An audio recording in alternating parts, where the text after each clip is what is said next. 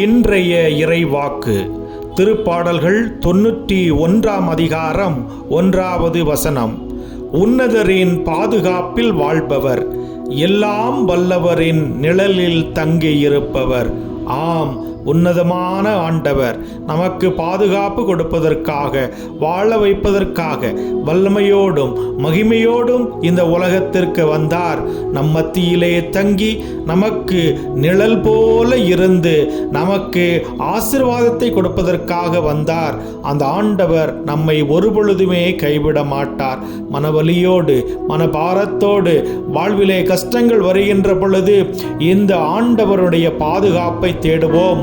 உலகம் நம்மை வெறுத்தாலும் ஒருபொழுதுமே வெறுக்காத தெய்வமாக இருக்கின்ற நம் ஆண்டவரிடம் நம்முடைய வாழ்க்கையை, எதிர்கால கனவுகளை அவரிடம் ஒப்படைப்போம். அவர் நம்மை வாழ வைப்பார் என்ற நம்பிக்கையிலே இன்றைய நாளை நாம் தொடங்குவோம். God bless you.